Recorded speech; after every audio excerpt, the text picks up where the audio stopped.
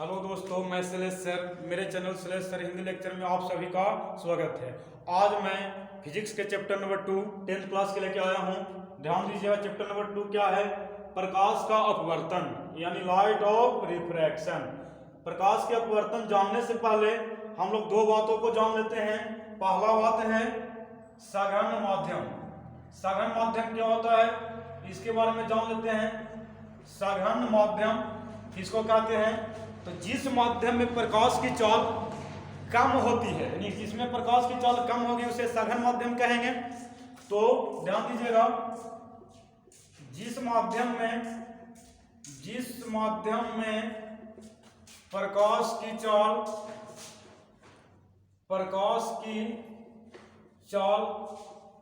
कम होती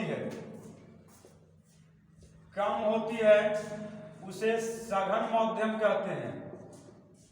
सघन माध्यम कहते हैं, यानी जिसमें प्रकाश की चाल कम होगी तो उसको क्या कह देंगे? सघन माध्यम कह देंगे। और विरल माध्यम किसको कहते हैं, इसके बारे में सुनिए। जिस माध्यम में प्रकाश की चाल सबसे अधिक होती है यानी अधिक होती है उसको क्या कहते हैं? विरल माध्यम कहते हैं। यानी जिस माध्यम में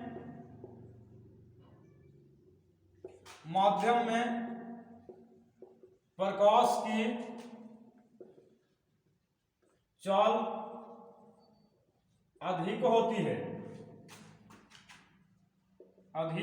है उसे विरल माध्यम कहते हैं।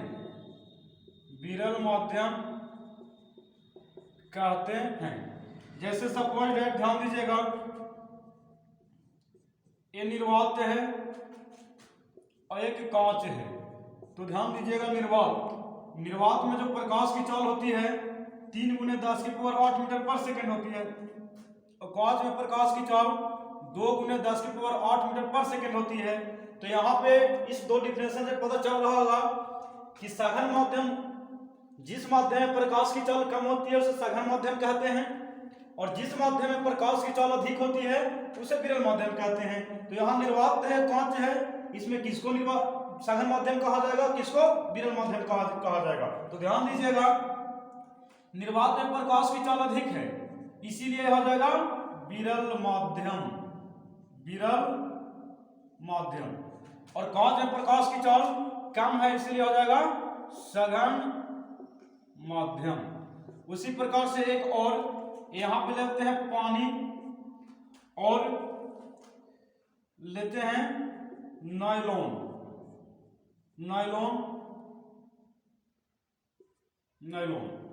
पानी में प्रकाश की चाल होता है 2.25 × 10⁸ मीटर पर सेकेंड, और नायलॉन में होता है 1.96 × 10⁸ मीटर पर सेकेंड। अब यहाँ पे ध्यान दीजिएगा, पानी और नायलॉन, पानी में प्रकाश की चाल अधिक है और नायलॉन में प्रकाश की चाल कम है। तो अधिक कहने का मतलब क्या हो गया? विरल माध्यम, और नायलॉन क्या हो गया? सघन माध्यम। तो ये था माध्यम। माध्यम के बाद अब जानेंगे प्रकाश के अपवर्तन। तो प्रकाश के अपवर्तन के लिए दो माध्यम होना जरूरी है, एक सघन माध्यम और एक विरल माध्यम। तो आगे ध्यान दीजिएगा,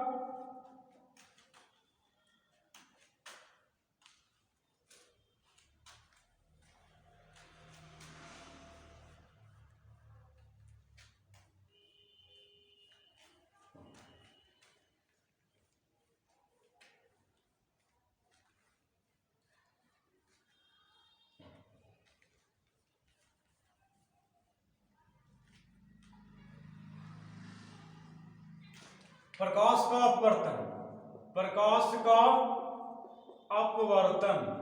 प्रकाश के अपवर्तन क्या होता है?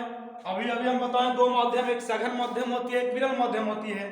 तो जब प्रकाश सघन माध्यम से विरल माध्यम में जाएगी या विरल माध्यम से सघन माध्यम में जाएगी तो प्रकाश अपने पथ से विचलित हो जाएगी, यानी उनके दिशा में परिवर्तन हो जाएगा।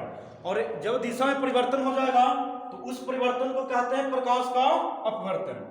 यानी सिंपल से इसका फंडा हुआ कि जब प्रकाश सघन माध्यम से विरल माध्यम या विरल माध्यम से सघन माध्यम में जाती है तो अपने पथ से विचलित हो जाती है, अर्थात उनके दिशा में परिवर्तन हो जाता है। और इस प्रकार होने वाले परिवर्तन को प्रकाश का अपवर्तन कहते हैं। चलिए इसका डिफिनेशन लिखते हैं। जब प्रकाश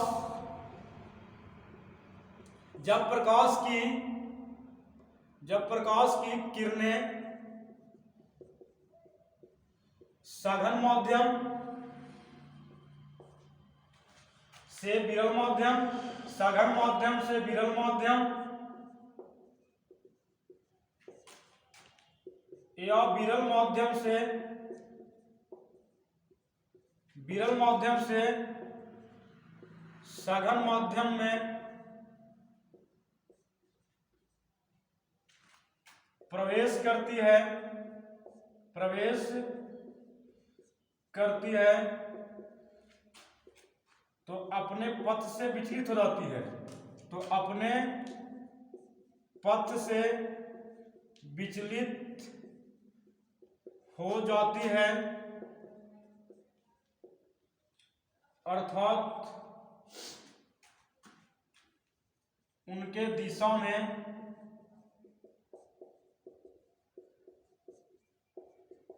परिवर्तन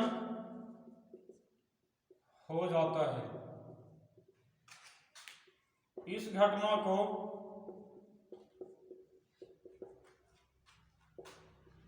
प्रकाश का अपवर्तन कहते हैं। प्रकाश का अपवर्तन कहते हैं।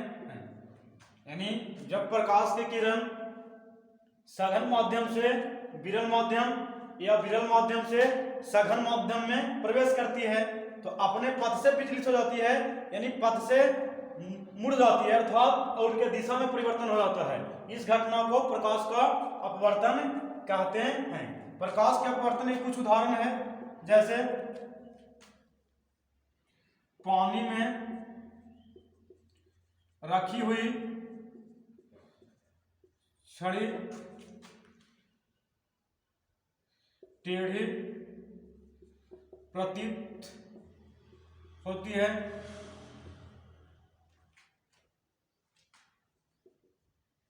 पानी में डाला गया सिक्का कुछ उठा प्रतीत होता है, कुछ उठा हुआ प्रतीत होता है, कुछ उठा हुआ प्रतीत होता है। उसी प्रकार से और भी एग्जाम्पल है, तारों का टिमटिमाना, तारों का टिमटिमाना, ये सब प्रकाश के अपवर्तन के उदाहरण है।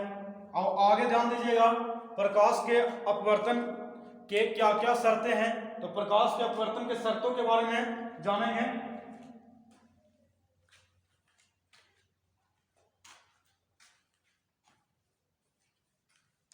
प्रकाश के अपवर्तन के शर्तों के बारे में ध्यान दीजिएगा।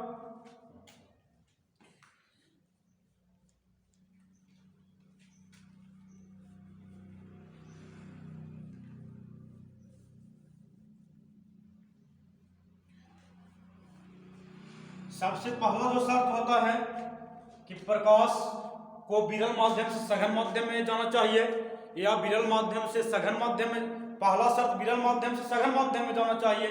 दूसरा जो शर्त हो सकता है कि सघन माध्यम से विरल माध्यम में जाना चाहिए, और तीसरा कि वो अभिलंब के समांतर निकल जाना चाहिए। तो ध्यान दीजिएगा, पहला जो शर्त होगा कि जब प्रकाश की किरणें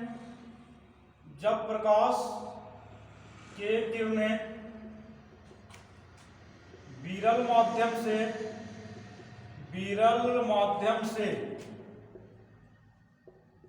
सघन माध्यम में जाती है, जब प्रकाश की किरणें विरल माध्यम से सघन माध्यम में जाती है तो वह अभिलंब की ओर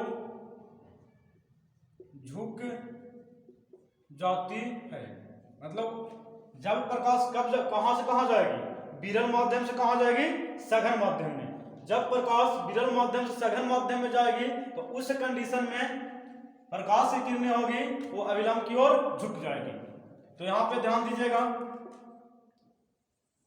ये हमारा हो गया अपवर्तक पृष्ठ, यहां पे ले लेते हैं हवा और यहां ले लेते हैं जल।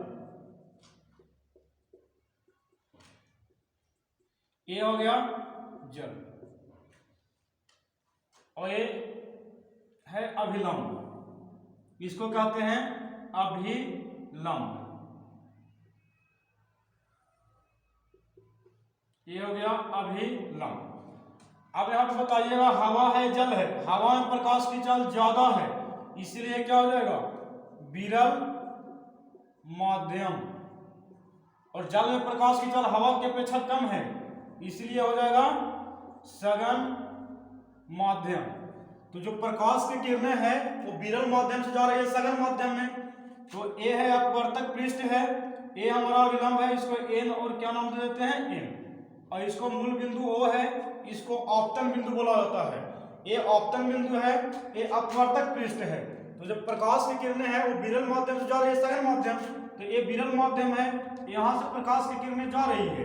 तो जो प्रकाश की किरणें जाती है इसको आपतित किरण कहते हैं, इसको नाम दे देते हैं ए, और जाएगी तो ये अभिलंब की ओर झुक जाएगी, ये अभिलंब की ओर झुक जाएगी इस प्रकार से, इसको नाम दे दिए बी। ये किरणें जा रही है आपतन बिंदु पर मिलेगी और अभिलंब की ओर झुक जाएगी, तो ये झुक रही है इसलिए इसको अपवर्तित किरण कहेंगे, और ये हो गया आपतित किरण। और जिस बिंदु पर मिलता है उसको बोलते हैं आपतन बिंदु, इसको बोलेंगे आपतन बिंदु। अब यहां पे ध्यान दीजिएगा कि कौन क्या है। तो जो एओ है ये आपतित किरण है, आपतित किरण, और जो ओबी है अपवर्तित किरण, और ओ है आपतन बिंदु। एन और एन डैश है अभिलंब। तो जो किरणें आती है, जो किरणें आपतन बिंदु पर मिलती है उसको आपतित किरण कहते हैं। आपतन बिंदु के बाद अभिलंब की ओर झुकेगी, ये अपने पथ से विचलित हो जाएगी, उस किरणों को कहते हैं अपवर्तित किरण। और अभिलंब जो 90 डिग्री कोण बना रहा है इसको क्या कहेंगे अभिलंब। एन और एन डैश क्या हो गया अभिलंब हो गया। अब आगे दूसरा शर्त देखिएगा,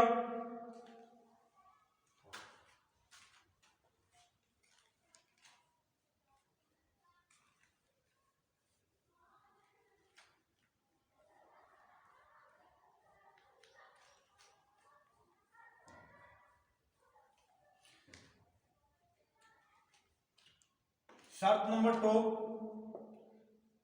जब प्रकाश की किरणें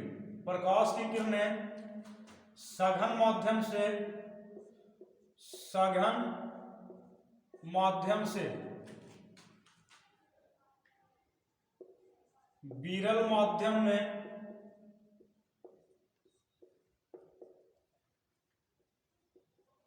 जाती है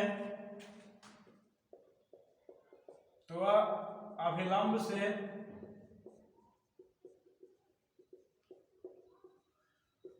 दूर हट जाती है। ये दूसरा जो शर्त है कि प्रकाश की किरणें सघन माध्यम से जाएगी विरल माध्यम में तो वह अभिलंब से दूर हट जाती है। यानी कहने का मतलब हुआ कि ये अपवर्तक पृष्ठ हुआ और यहाँ पे ले लेते हैं हवा यानी सघन माध्यम विरल माध्यम, ये हो गया विरल माध्यम, और ये हो जाएगा जल को हम लोग ले लेते हैं सघन माध्यम क्योंकि इसमें प्रकाश की चाल क्या है कम है जल। ये हो गया सघन माध्यम, ये सघन माध्यम हो गया। ये हमारा हो गया अभिलंब एन और एन डैश। तो अब जो किरणें हैं ये जा रही है कहां से सघन माध्यम से कहां जाएगी विरल माध्यम में, तो ये जा रही है सघन माध्यम से, तो सघन माध्यम से जाएगी विरल माध्यम में, तो सघन माध्यम से जा रही है विरल माध्यम में तो यह अभिलंब से दूर हट जाएगी। तो एक किरणें जब सघन माध्यम से जाएगी विरल माध्यम में तो अभिलंब से दूर हट जाएगी। तो ए हो गया आई और ये हो गया आर। इसको नाम दे देते हैं ए और ये हो गया बी और ये ओ हो गया। तो एक किरण अब कहाँ जा रही है?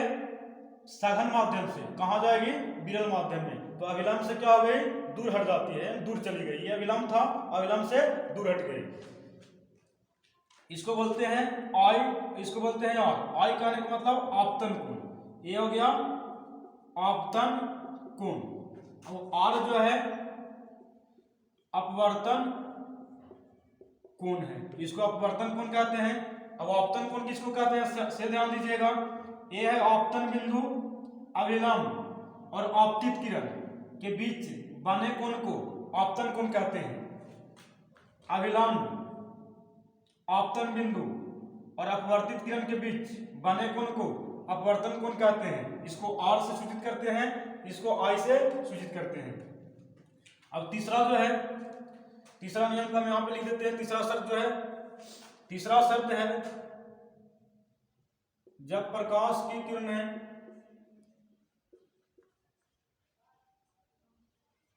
अभिलंब के समांतर प्रवेश करती है तो वह बिना मुड़े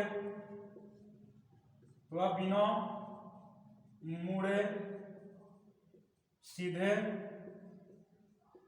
निकल जाती है। तीसरा जो शर्त है कि जब प्रकाश के किरणें अविलंब के समांतर प्रवेश करेगी तो अविलंब के समांतर प्रवेश करेगी तो वह बिना मुड़े सीधे निकल जाती है। ये कब होगा? जब अविलंब के समांतर प्रवेश करेगी तो वह बिना मुड़े सीधे निकल जाती है। इसमें कोई परिवर्तन नहीं होगा, कोई विचलन नहीं होगा। तो ये था प्रकाश के अपवर्तन के शर्त। अब आगे ध्यान दीजिएगा।